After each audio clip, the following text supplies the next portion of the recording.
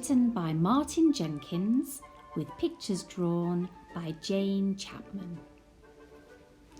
I wonder whether this book is a storybook or whether it's an information book. I'm going to have a look on the back cover at the blurb and see what it says. Can you imagine being a male emperor penguin and standing around in the freezing cold with an egg on your feet for 2 months? Welcome to the story of the world's most devoted dad. At the top it says Nature Storybooks. Every wonderful word is true. So it's a bit like a true story. Maybe it's a little bit of both. Let's begin. Down at the very bottom of the world, there's a huge island that's almost completely covered in snow and ice. It's called Antarctica, and it's the coldest, windiest place on Earth. Ooh. The weather's bad enough there in summer, but in winter it's really horrible.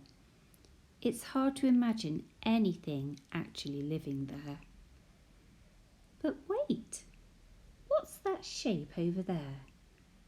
It can't be. Yes! It's a penguin. It's not just any old penguin either. It's a male emperor penguin, the biggest penguin in the world, and he's doing a very important job. He's looking after his egg. He didn't lay it himself, of course. Male penguins don't lay eggs. We know that, don't we? His mate did that a few weeks ago. But very soon afterwards, she turned round and waddled off to sea. That's where female emperor penguins spend most of the winter, swimming about, getting as fat as they can, eating as much as they can, and generally having a very nice time, as far as you can tell. Which leaves the father penguin stuck on the ice with his egg. Now, the most important thing about egg sitting is stopping your egg from getting cold. That means it has to be kept off the ice and out of the wind.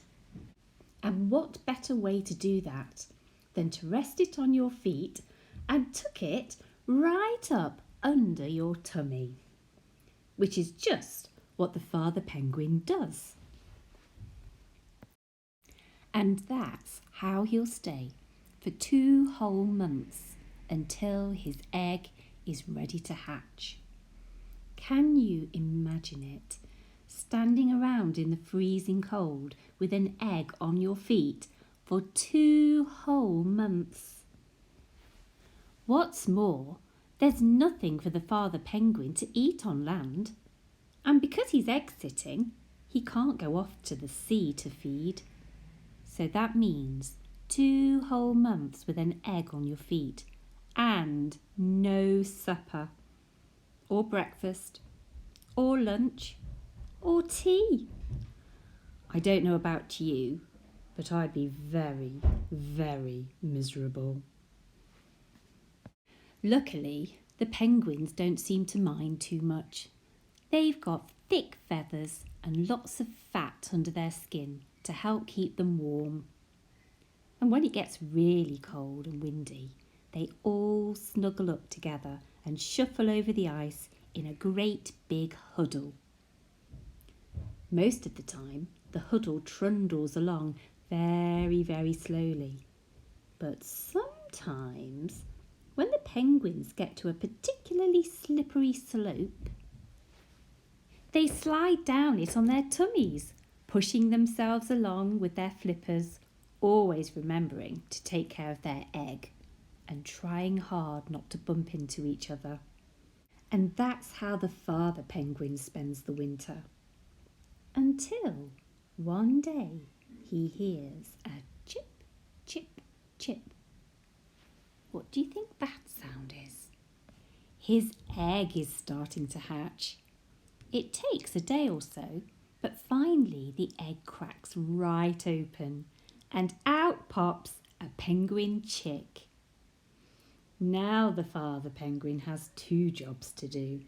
He has to keep the chick warm and he has to feed it. But on what? The chick is too small to be taken off to sea to catch food, and it can't be left behind on the ice. Well, deep down in the father penguin's throat, there's a pouch where he makes something rather like milk, and that's what he feeds to his hungry chick. The father penguin can only make enough milky stuff to feed his chick for a couple of weeks, but just as he's about to run out, a dot appears on the horizon. Can you see it? It gets closer and closer, and yes, it's Mum. She starts trumpeting hello, and the father penguin starts trumpeting hello, and the chick whistles. The racket goes on for hours, and it really does sound as if they're incredibly pleased to see each other. As soon as things have calmed down, the mother penguin is sick. Ooh, right into her chick's mouth. Yuck, you might think. Yum, thinks the chick, and it gobbles the lot down. It's the mother's turn to look after the chick now, while the father sets off to sea for a well-earned meal of his own. About time too.